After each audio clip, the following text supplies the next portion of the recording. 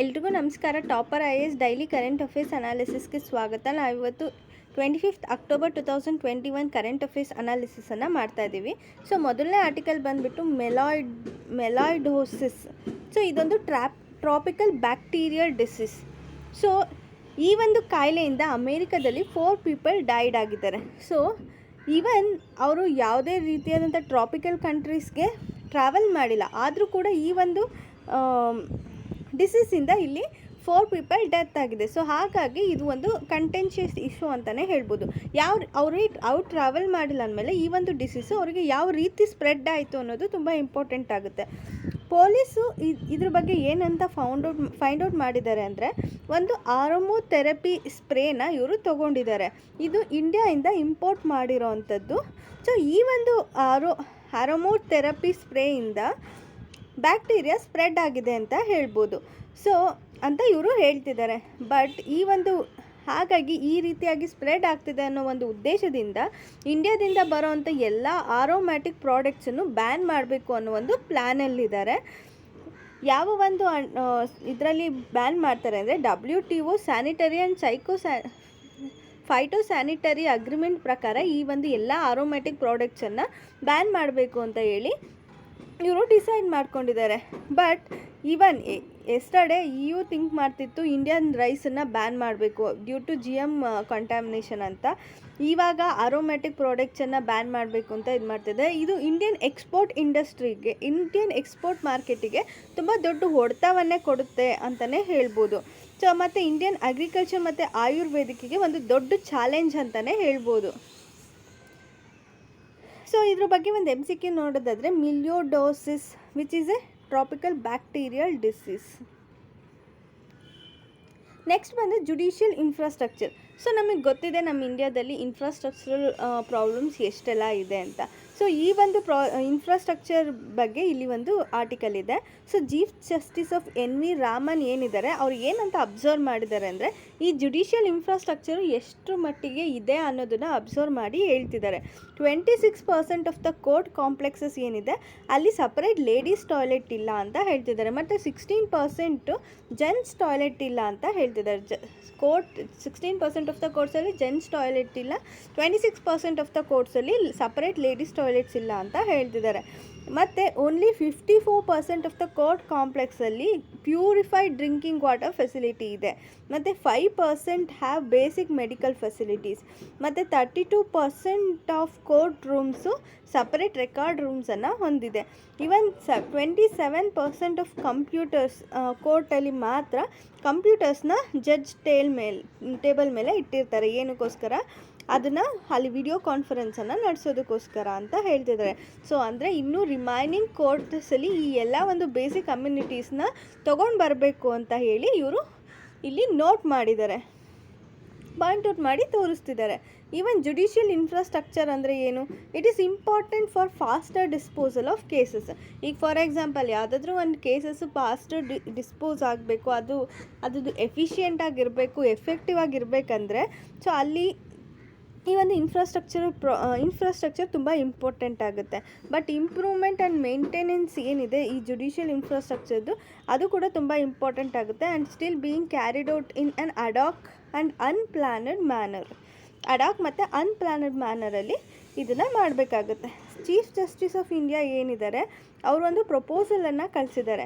ಏನಕ್ಕೋಸ್ಕರ ಅಂದರೆ, national judicial infrastructure ಅಥಾರಿಟಿನ establish ಮಾಡೋದಕ್ಕೋಸ್ಕರ, especially ministry of law and justice. ಯಾರಿಗೆ ಕಳಿಸಿದ್ದಾರೆ ಅಂದರೆ, ಮಿನಿಸ್ಟ್ರಿ ಆಫ್ ಲಾ ಆ್ಯಂಡ್ ಜಸ್ಟಿಸಿಗೆ. ಸೊ ಇದ್ರ ಪ್ರಕಾರ ಒಂದು ನ್ಯಾಷನಲ್ ಜುಡಿಷಿಯಲ್ ಇನ್ಫ್ರಾಸ್ಟ್ರಕ್ಚರ್ ಅಥಾರಿಟಿನ ಎಸ್ಟಾಬ್ಲಿಷ್ ಮಾಡಬೇಕು. ಸೊ ಇದು ಎಸ್ಟಾಬ್ಲಿಷ್ ಮಾಡೋದ್ರಿಂದ ಏನಾಗುತ್ತೆ, ಯಾವ ಇನ್ಫ್ರಾಸ್ಟ್ರಕ್ಚರಲ್ ಕೊರತೆ ಇದೆ ಅದನ್ನು ನೀಗಿಸ್ಕೊಳ್ಬೋದು ಅಂತ ಹೇಳಿ chief justice of India discuss ಮಾಡ್ತಿದ್ದಾರೆ. ನೆಕ್ಸ್ಟ್ ಆರ್ಟಿಕಲಿಗೆ ಹೋಗೋದಾದರೆ, narcotic drugs and psychotropic substances act 1985. It prohibits trade, production, use and possession of drugs and psychotropic substances irrespective of purpose except for the medical and scientific reason. So ಅಂದರೆ ಯಾವುದೇ ರೀತಿಯಾದಂಥ trade ಇರ್ಬೋದು, production ಇರ್ಬೋದು, use ಇರ್ಬೋದು, ಅಥವಾ possession of drugs ಇರ್ಬೋದು, ಮತ್ತು ಸೈಕೋಟ್ರಾಫಿಕ್ substances ಇರ್ಬೋದು. ಇದನ್ನು ಯಾರೂ ಯೂಸ್ ಮಾಡೋ ಹಾಗಿಲ್ಲ, ಟ್ರೇಡು ಮಾಡೋಂಗಿಲ್ಲ, ಪ್ರೊಡ್ಯೂಸು ಮಾಡೋಂಗಿಲ್ಲ, ಪೊಸೆಸ್ಸು ಮಾಡೋಂಗಿಲ್ಲ ಅಂತ ಹೇಳ್ತಿದ್ದಾರೆ. ಏನೇ ಪರ್ಪಸ್ ಇರ್ಬೋದು. ಆದರೆ ಒಂದೇ ಒಂದು ಎಕ್ಸೆಪ್ಷನ್ ಇದೆ, ಇದು ಮೆಡಿಕಲ್ ಮತ್ತು ಸೈಂಟಿಫಿಕ್ ರೀಸನ್ಸಿಗೆ ಮಾತ್ರ ಇದನ್ನು ಯೂಸ್ ಮಾಡ್ಬೋದು, ಪ್ರೊಡ್ಯೂಸ್ ಮಾಡ್ಬೋದು, ಪೊಸೆಸ್ ಮಾಡ್ಬೋದು. ಅದು ಬಿಟ್ಟು ಬೇರೆ ಇನ್ಯಾವ ರೀಸನಿಗೂ ಇದನ್ನು ಯೂಸ್ ಮಾಡೋ ಹಾಗಿಲ್ಲ ಅಂತ ಹೇಳ್ತಿದ್ದಾರೆ. NDPS ಆ್ಯಕ್ಟ್ ಏನಂತ ಹೇಳ್ತಿದೆ ಅಂದರೆ, ಇದನ್ನು ಇಷ್ಟು ಸಲಿಗೆ 4 ಟೈಮ್ಸ್ ಅಮೆಂಡ್ ಮಾಡಿದ್ದಾರೆ. 1989 ಒಂದ್ಸಲಿ, 2001 ಒಂದ್ಸಲಿ, 2014 ಒಂದ್ಸಲಿ, 2016 ಒಂದ್ಸಲಿ. ಇದು ಆಲ್ ಓವರ್ ಇಂಡಿಯಾಗೆ ಎಕ್ಸ್ಟೆಂಡ್ ಆಗಿದೆ.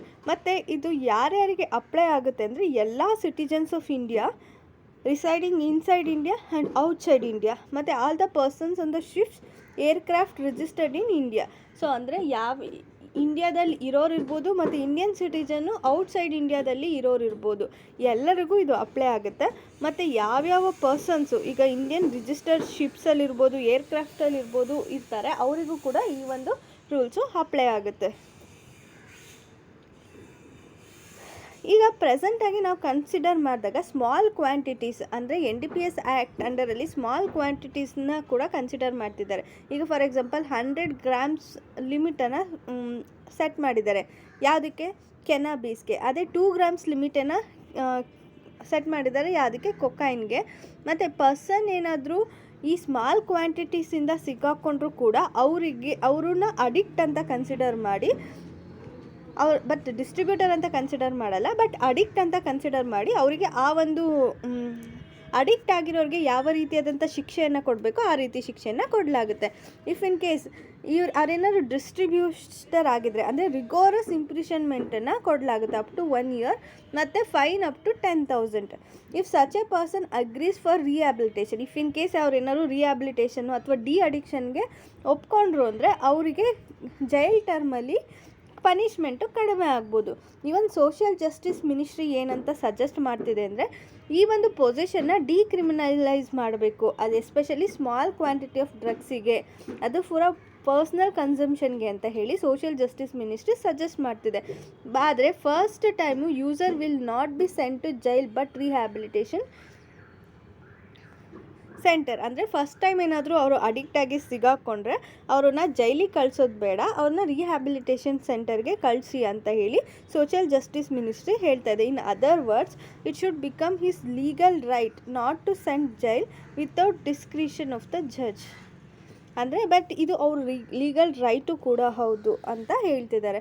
ಸೊ ಬ್ಯಾಕ್ಗ್ರೌಂಡ್ ನೋಡಲ್ ಡಿಪಾರ್ಟ್ಮೆಂಟ್ ಯಾವುದು ಅಂದರೆ department of revenue under finance ministry. 2021 ಅಕ್ಟೋಬರಲ್ಲಿ ಏನಂತ ಹೇಳ್ತಿದೆ ಅಂದರೆ, department of revenue asked their ministries to provide feedback on the law of social justice ministries to gave this feedback. ಅಂದರೆ ಈ ಒಂದು department of revenue under finance ministry ಈ ಒಂದು social justice ministry ಏನು ಸಜೆಷನನ್ನು ಕೊಟ್ಟಿದೆ ಅಂದರೆ, ಡಿಕ್ರಿಮಿನಲೈಸ್ ಮಾಡಿ ಫಸ್ಟ್ ಟೈಮ್ ಅವ್ರನ್ನ ಜೈಲಿಗೆ ಕಳಿಸ್ಬಿಡಿ, ರಿಹ್ಯಾಬಿಲಿಟೇಷನ್ ಸೆಂಟರ್ಗೆ ಕಳಿಸಿ ಅಂತ ಈ ಒಂದು ಮ್ಯಾಟರ್ ಮೇಲೆ ಡಿಸ್ಕಸ್ ಮಾಡೋದಕ್ಕೆ ಸ್ಟಾರ್ಟ್ ಮಾಡಿದ್ದಾರೆ. ಸೊ ಇದ್ರ ಮೇಲೆ ನಿಮ್ಮ ಫೀಡ್ಬ್ಯಾಕ್ನ ಕೊಡಿ ಅಂತ ಅದರ್ ಮಿನಿಸ್ಟ್ರಿನ ಕೂಡ ಈ ಒಂದು ಫೈನಾನ್ಸ್ ಮಿನಿಸ್ಟ್ರಿ ಅಂಡರಲ್ಲಿರುವಂಥ ಡಿಪಾರ್ಟ್ಮೆಂಟ್ ಆಫ್ ರೆವಿನ್ಯೂ ಕೇಳ್ತಾ ಇದೆ. ಸೊ ಈ ಒಂದು ಫೀಡ್ಬ್ಯಾಕ್ನ ತೊಗೊಂಡು ಆಮೇಲೆ ಏನು ಮಾಡಬೇಕು ಅಂತ ಇವರು ಡಿಸೈಡ್ ಮಾಡ್ತಾರೆ. Next perception about the judiciary. So ನಮಗೆಲ್ಲರಿಗೂ ಒಂದು ಕಾಮನ್ ಪರ್ಸೆಪ್ಷನ್ ಇದೆ ಜುಡಿಷರಿ ಬಗ್ಗೆ. ಓನ್ಲಿ ಕ್ರಿಮಿನಲ್ಸ್ ಮತ್ತು ವಿಕ್ಟಿಮ್ಸ್ ಆಫ್ ಕ್ರೈಮ್ ಮಾತ್ರ ಕೋರ್ಟಿಗೆ ಹೋಗ್ತಾರೆ, ನಾರ್ಮಲ್ ಪೀಪಲ್ಸ್ ಯಾರು ಕೋರ್ಟಿಗೆ ಹೋಗಲ್ಲ ಅನ್ನೋ ಒಂದು ನಮಗೆ ಥಾಟ್ ಇದೆ, ಪರ್ಸೆಪ್ಷನ್ ಇದೆ. ಬಟ್ ಆ ಪರ್ಸೆಪ್ಷನ್ ರಾಂಗ್. ಬಿಕಾಸ್ ಯಾಕಂದರೆ ನಮ್ಮ ರೈಟನ್ನು ಕೇಳೋ ಅಂಥದ್ದು ಕೂಡ ನಮ್ಮ ರೈಟ್ ಆಗಿರುತ್ತೆ. ನಮ್ಮ ರೈಟ್ ಏನಾದರೂ ವೈಲೇಟ್ ಆಯಿತು ಅಂದರೆ ಅದನ್ನು ನಾವು ಕೋರ್ಟಲ್ಲೇ ಕೇಳಬೇಕಾಗುತ್ತೆ. ಸೊ ಹಾಗಾಗಿ ಈ ಥರ ಅಂಥ ಒಂದು ಪರ್ಸೆಪ್ಷನನ್ನು ಇಟ್ಕೊಳ್ಬಾರ್ದು. ಕೆಲವೊಬ್ಬರು ಪೀಪಲ್ಸ್ ಏನು ಮಾಡ್ತಾರೆ ಅಂದರೆ, ನಾವು ಒಂದು ಸಲಿನೂ ಕೋರ್ಟ್ ಮೆಟ್ಲನ್ನು ಹತ್ತಿಲ್ಲ ಅಂತ ಹೇಳಿಬಿಟ್ಟು ತುಂಬ ಪ್ರೌಡ್ ಫೀಲ್ ಮಾಡ್ಕೊಳ್ತಿರ್ತಾರೆ. This is not. ಈಗ ಕೋರ್ಟಿಗೆ ಹೋಗಿರೋರೆಲ್ಲ ಕ್ರಿಮಿನಲ್ಸ್ ಅಲ್ಲ, ಕೋರ್ಟಿಗೆ ಹೋಗ್ದಲ್ಲೇ ಇರೋರೆಲ್ಲ ಕ್ರಿಮಿನಲ್ಸ್ ಆಗಿಲ್ದಲೇ ಇರೋಕ್ಕಿಲ್ಲ. ಸೊ ಕೋರ್ಟಿಗೆ ಹೋಗದೇ ಇರೋರು ತುಂಬ ಜನ ಕ್ರಿಮಿನಲ್ಸ್ ಇರ್ತಾರಲ್ವ. ಸೊ ಹಾಗಾಗಿ ಈ ಒಂದು ಪರ್ಸೆಪ್ಷನನ್ನು ಚೇಂಜ್ ಮಾಡ್ಕೊಳ್ಬೇಕು ಅಂತ ಹೇಳ್ತಿದ್ದಾರೆ. ಡ್ಯೂ ಟು ಟ್ಯಾಬು, ಈವನ್ ನಮ್ಮ ರೈಟ್ಸನ್ನು ಅಫರ್ಮ್ ಮಾಡೋಕ್ಕೋಸ್ಕರ ಕೂಡ ನಾವು ಕೋರ್ಟಿಗೆ ಹೋಗಬೇಕಾಗುತ್ತೆ. ಆದರೆ ವಿಕ್ಟಿಮ್ ಏನು ಮಾಡ್ತಾರೆ, ಪೊಲೀಸ್ ಕಂಪ್ಲೇಂಟನ್ನು ಫೈಲ್ ಮಾಡೋದಕ್ಕೆ ತುಂಬ ಹೆಸಿಟೇಟ್ ಮಾಡ್ಕೊಳ್ತಾರೆ, ಬಿಕಾಸ್ ನಾವು ಕೋರ್ಟಿಗೆ ಹೋಗಬೇಕಾಗುತ್ತೆ ಅನ್ನೋ ಒಂದು ಉದ್ದೇಶದಿಂದ. Courts are extremely essential for any society that govern by the rule of law. ಯಾವುದೇ ಒಂದು ಸೊಸೈಟಿ ರೂಲ್ ಆಫ್ ಲಾ ಇಂದ ಗವರ್ನ್ ಆಗ್ತಿದೆ ಅಂದರೆ ಆ ಒಂದು ಸೊಸೈಟಿಗೆ ಕೋರ್ಟು ತುಂಬ ಇಂಪಾರ್ಟೆಂಟ್ ಆಗಿರುತ್ತೆ ಅಂತಲೇ ಹೇಳ್ಬೋದು. ಈಗ court buildings are not merely structures made of mortar and bricks. So court buildings ಅಂದರೆ ಇದು ಯಾವುದೇ ರೀತಿಯಾದಂಥ ಸ್ಟ್ರಕ್ಚರ್ಸ್ ಅಲ್ಲ, ಅಂದರೆ ಇದು ಸಿಮೆಂಟು ಇಟ್ಟಿಗೆಯಿಂದ ಕಟ್ಟಿರೋಂಥ ಬಿಲ್ಡಿಂಗ್ ಅಲ್ಲ. ಸೊ ಇದೊಂದು ಕಾನ್ಸ್ಟಿಟ್ಯೂಷನಲ್ ಗ್ಯಾರಂಟಿಯರ್ ಅಂತಲೇ ಹೇಳ್ಬೋದು. ಮತ್ತು ಜಸ್ಟಿಸ್ನ ಪ್ರೊವೈಡ್ ಮಾಡೋವಂಥ ಒಂದು ಪ್ಲೇಸ್ ಅಂತಲೇ ಹೇಳ್ಬೋದು. ನಾವು ನಮ್ಮ ಜಸ್ಟಿಸಿಗೋಸ್ಕರ ಹೋರಾಡೋ ಅಂಥ ಪ್ಲೇಸ್ ಅಂತಲೇ ಹೇಳ್ಬೋದು. The courts in India have reputedly upheld the rights and freedom of individual. So ನಮ್ಮ ಇಂಡಿಯನ್ ಕೋರ್ಟ್ ಏನು ಮಾಡ್ತಿದೆ, ತುಂಬ ಸಲ ಫ್ರೀಡಮ್ ಮತ್ತು ರೈಟ್ಸನ್ನು, ಇಂಡಿವಿಜುವಲ್ ಫ್ರೀಡಮ್ ಮತ್ತು ರೈಟ್ಸನ್ನು ಯಾವಾಗೂ ಎತ್ತಿ ಹಿಡ್ದಿದೆ.